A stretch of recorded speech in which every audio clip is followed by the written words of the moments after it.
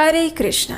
नंद घेर आनंद भयो, जय कन्हैया लाल की। फिर एक बार वो समय आने वाला है जब ये सूत्र और ये गीत घर घर में सुनाई देगा। जी हाँ, हम सबके प्रिय भगवान श्री कृष्ण का जन्म दिवस बस कुछ ही दिनों में आने वाला है, जिसे हम सभी जन्माष्टमी के रूप में बड़े हर्षोल्लास के साथ मनाते हैं। उत्तर भारत और कई स्थानों में जन्माष्टमी का पर्व प्रत्येक वर्ष भाद्रपद मास के कृष्ण पक्ष की अष्टमी तिथि को मनाया जाता है। महाराष्ट्र, गुजरात और दक्षिण भारत के कुछ राज्यों में ये श्रावण मास की अष्टमी के दिन आता है। लेकिन इस बार आने वाली जन्माष्टमी तिथि 2 दिन आ रही है और इस विषय में बहुत जगह पर संशय भी है कि आखिर कौन से दिन जन्माष्टमी तिथि का पालन करना है, किस दिन व्रत और उपवास रखना है और भगवान का अभिषेक कब करना है। तो चलिए आज के इस वीडियो में जानते हैं कि इस बार जन्माष्टमी का परम पावन पर्व कब आ रहा है, इस दिन के शुभ मुहूर्त कौन से हैं, इस दिन रोहिणी नक्षत्र का आरंभ कब होगा, व्रत का पारण कब करना है, किस समय पे करना है और अगर 2 दिन ये त्योहार आ रहा है तो हमें उसका पालन किस दिन करना चाहिए। इन सभी प्रश्नों के उत्तर आज हम इस वीडियो में जानेंगे, तो अंत तक इस वीडियो को अवश्य सुनिएगा। तो चलिए आज का ये वीडियो आरंभ करते हैं।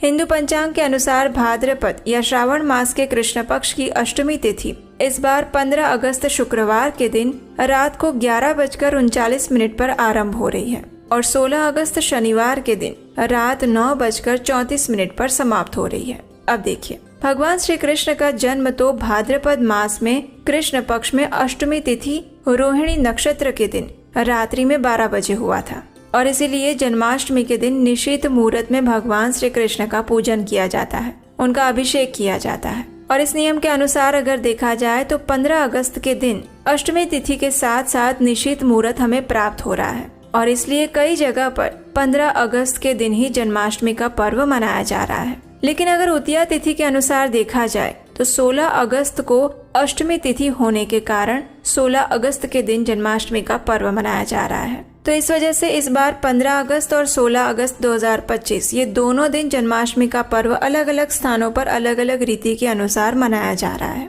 आप अपने स्थानिक परिवार और परंपरा के अनुसार इस पर्व को मना सकते हैं। अगर वैष्णव परंपरा अनुसार देखा जाए तो हम इस जन्माष्टमी पर्व का पालन करेंगे 16 अगस्त 2025 शनिवार के दिन। चलिए हम इन दोनों दिनों के शुभ मुहूर्त के विषय में देखते हैं। जो लोग 15 अगस्त को जन्माष्टमी का पर्व मना रहे हैं उनके लिए भगवान श्री कृष्ण की पूजा आराधना का रात्रि का निशीत काल का समय रहेगा 15 अगस्त की रात्रि में 12:04 से लेकर 12:47 के बीच में और इस प्रकार पूजा के लिए 43 मिनट की अवधि मिल रही है। 15 अगस्त के दिन प्रातः ब्रह्म मुहूर्त का समय रहेगा सुबह 4:24 से लेकर 5:07 के बीच में और प्रातःकालीन पूजा करने का समय रहेगा सुबह 4:45 से लेकर 5:50 के बीच में। इस दिन सूर्योदय होगा सुबह 5:50 पर और सूर्यास्त का समय रहेगा शाम 7 बजे। इस दिन अभिजीत मुहूर्त दोपहर को 11:59 से लेकर 12:52 तक का है और विजय मुहूर्त है दोपहर 2:37 से लेकर 3:30 के बीच में। संध्या काल में भगवान श्री कृष्ण की पूजा करने के लिए शुभ मुहूर्त मिल रहा है शाम 7 बजे से लेकर 8:05 के बीच में। इस दिन विशेष सर्वार्थ सिद्धि योग भी बन रहा है और वो शुरू होगा सुबह 5:50 से लेकर 7:36 के बीच में और रवि योग भी इसी समय काल के अंदर रहेगा। चलिए अब जो लोग 16 अगस्त को जन्माष्टमी का पर्व मना रहे हैं उनके लिए 16 अगस्त के दिन के शुभ मुहूर्त जान लेते हैं। 16 अगस्त 2025 शनिवार के दिन प्रातः ब्रह्म मुहूर्त का समय रहेगा सुबह 4:24 से लेकर 5:07 के बीच में। प्रातःकालीन पूजा करने का और भगवान श्री कृष्ण का अभिषेक करने का समय रहेगा सुबह 4:46 से लेकर 5:51 के बीच में। इस दिन सूर्योदय का समय है सुबह 5:51 पर और सूर्यास्त होगा शाम 6:59 पर। इस दिन अभिजीत मुहूर्त है दोपहर 11:59 से लेकर 12:51 तक और विजय मुहूर्त है दोपहर 2:37 से लेकर 3:29 के बीच में। संध्या काल में भगवान श्री कृष्ण की पूजा करने का शुभ मुहूर्त रहेगा शाम 6:59 से लेकर 8:05 के बीच में। इस दिन सर्वार्थ सिद्धि योग रहेगा सुबह 4:48 से लेकर 5:51 तक। इस दिन अमृत सिद्धि योग भी बन रहा है और वो भी इसी समय के दौरान रहेगा।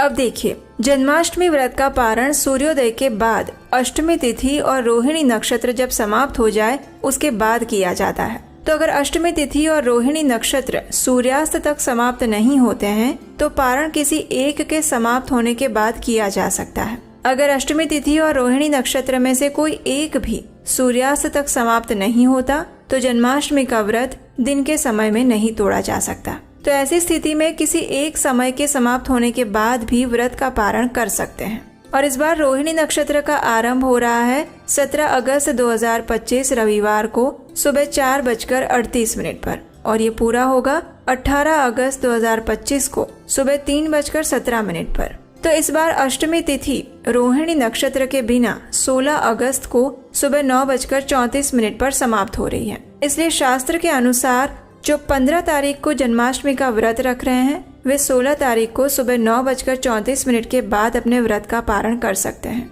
जो लोग 16 अगस्त को जन्माष्टमी का व्रत रख रहे हैं उनके लिए पारण का समय 17 अगस्त को सुबह 5:51 के बाद का रहेगा। कई स्थानों पर पारण निश्चित मुहूर्त यानी मध्य रात्रि के बाद भी किया जाता है। उनके लिए पारण समय रात्रि में 12:47 के बाद किया जा सकता है। लेकिन आदर्श समय वही होता है कि जन्माष्टमी के दिन संपूर्ण दिन का उपवास रखा जाता है। ज्यादा से ज्यादा आप फलाहार ले सकते हैं और उसके अगले दिन सूर्योदय के बाद ही व्रत का पारण करना चाहिए। ये आदर्श स्थिति है। जन्माष्टमी के दिन उपवास किया जाता है और जन्माष्टमी के एक दिन पहले मात्र एक समय भोजन लिया जाता है। जन्माष्टमी के दिन में कई भक्त तो संपूर्ण निर्जला उपवास भी रखते हैं और कई लोग जल के साथ, दूध के साथ और फलों के साथ उपवास रखते हैं। आप अपनी शारीरिक क्षमता और परिस्थिति के अनुसार ये व्रत रख सकते हैं। लेकिन इस दिन प्रयास करना चाहिए कि अधिक से अधिक भगवान श्री कृष्ण के पवित्र हरे कृष्ण महामंत्र का जप किया जाए। प्रातः काल में मंगला आरती के दर्शन किए जाए। इसके लिए आप अपने नजदीक के किसी भी मंदिर में जहाँ सुबह 4:30 बजे उठकर मंगल आरती होती है वहाँ जा सकते हैं या अपने घर में भी सुबह 4:30 बजे मंगला आरती कर सकते हैं।